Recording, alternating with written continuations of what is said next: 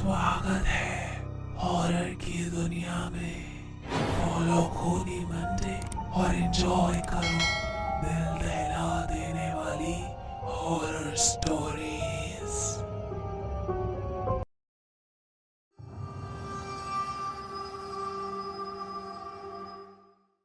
Girls hostel. Nimisha की सांसें चढ़ी हुई थीं और वो बुरी तरह हाफ रही थी। उसके बाल बिखर चुके थे। वो शीशे के सामने खड़ी खुद को देखकर अपने बाल वापस बांधने की कोशिश कर रही थी, पर घबराहट के मारे वो कुछ नहीं कर पा रही थी। उस रात निमिषा ने पहली बार अपनी देर रात तक जगने की आदत का पछतावा किया। निमिषा को डर था कि कोई अभी भी उसका पीछा कर रहा है। इस बात की शुरुआत तब हुई जब मनीषा और निमिषा दोनों क्लास 8 में एक बोर्डिंग स्कूल में पढ़ते थे और हॉस्टल में रहते थे। जिस बोर्डिंग स्कूल में वो लोग पढ़ रहे थे वो पढ़ाई लिखाई के लिए एक बहुत ही अच्छा स्कूल माना जाता था, पर उस बोर्डिंग स्कूल के गर्ल्स हॉस्टल की कुछ अलग ही कहानी थी। 5 साल पहले 9th क्लास की एक सीधी साधी और पढ़ाई में होनहार लड़की की उस बोर्डिंग स्कूल के गर्ल्स हॉस्टल के 5th फ्लोर में मौत हो गई थी। किसी को नहीं समझ आया था कि वो लड़की मरी तो मरी कैसे। टीचर्स और पेरेंट्स बताते थे कि उस लड़की को ना तो डिप्रेशन था और ना ही कोई पढ़ाई का प्रेशर। पहले सबको लगा ये मर्डर है, लेकिन पुलिस को कभी कोई सबूत नहीं मिला, जिसकी वजह से ये केस बंद हो गया। पर साल दर साल धीरे धीरे एक अफवाह फैलने लगी कि अब उस 5th फ्लोर पर उस लड़की का भूत रहता है। इसलिए 5th फ्लोर को स्कूल अथॉरिटीज ने बंद कर दिया, जिसे हफ्ते में सिर्फ एक बार खोला जाता था ताकि उसकी सफाई हो सके। उस इंसिडेंट के करीब 5 साल बाद निमिषा और मनीषा उस हॉस्टल के एक रूम में शेयरिंग में रहने लगे। दोनों का रूटीन एकदम फिक्स्ड था। निमिषा पूरी रात जग कर पढ़ाई करती थी और सुबह 7 बजे मनीषा को उठाकर सो जाती थी।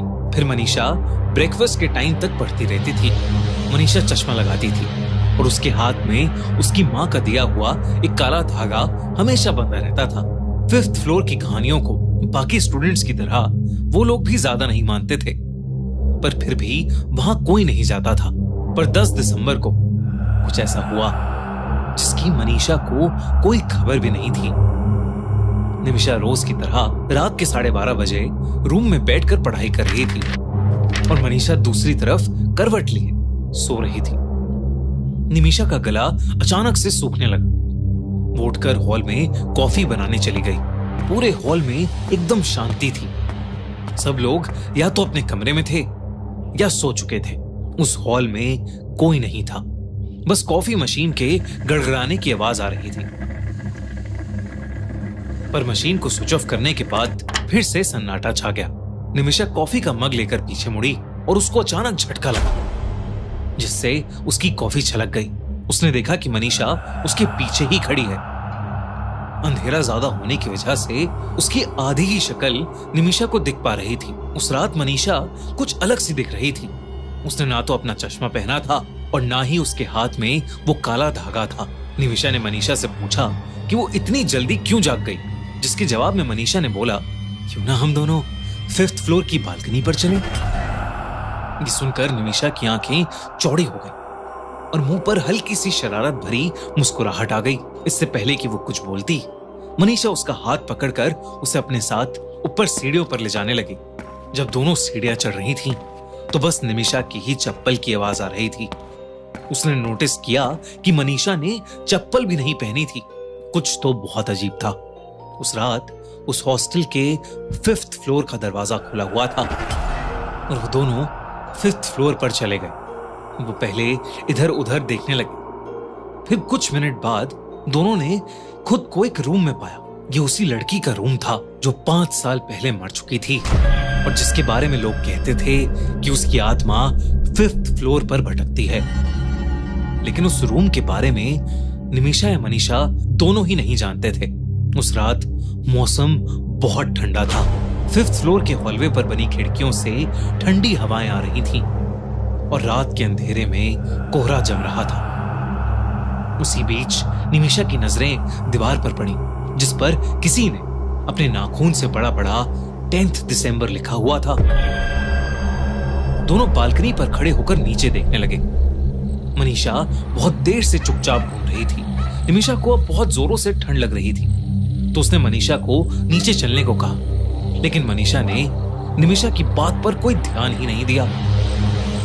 उसने फिर से मनीषा को पुकारने की कोशिश की और तब पहली बार मनीषा ने उसकी आंखों में आंखें डालकर देखा। निमिषा के तो जैसे होश ही उड़ गए थे। मनीषा की आंखें पूरी सफेद हो चुकी थीं। वो बड़ी धीमी आवाज में बोली, जंप यानी कूदो। निमिषा को कुछ समझ नहीं आया कि मनीषा उसे नीचे कूदने को क्यों कह रही है।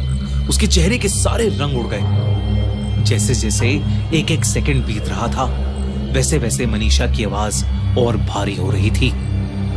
वो निमिषा की आंखों में देखकर बार बार बोलने लगी, जंप जंप। निमिषा का चेहरा पीला पड़ गया और उसके हाथ पैर एक ही पोजीशन में अटक चुके थे, मानो जैसे वो हिप्नोटाइज हो रही थी। और ऐसा लग रहा था कि जैसे अगर वो जंप नहीं करती तो मनीषा उसे धक्का देकर नीचे गिरा देगी। निमिषा की आंखें बंद होने लगी थीं और वो खुद अपने बाल खोलने लगी। उसके बिखरे बाल हवा में पानी की तरह बहने लगे। निमिषा धीरे धीरे मनीषा के वश में आने लगी थी, लेकिन तभी अचानक नीचे वाले फ्लोर पर कुछ धम से आवाज हुई और निमिषा होश में आई। उसने किसी तरह हिम्मत जुटाई और मनीषा को पीछे धक्का देकर नीचे भागी। भागते भागते उसको अपने पीछे बहुत भयानक दहाड़ सुनाई दी, पर उसने पीछे भूल कर भी मुड़कर नहीं देखा। वो जल्दी से अपने रूम के अंदर घुसी और दरवाजा कसके से बंद कर लिया। उसने तब जो देखा वो देखकर वो और चौंक उठी। उसने देखा कि मनीषा उसी करवट में बिस्तर पर आराम से सो रही थी जिसमें वो उसे छोड़कर गई थी। निमिषा का रंग और पीला पड़ गया। उसने मनीषा को घबराते हुए उठाया।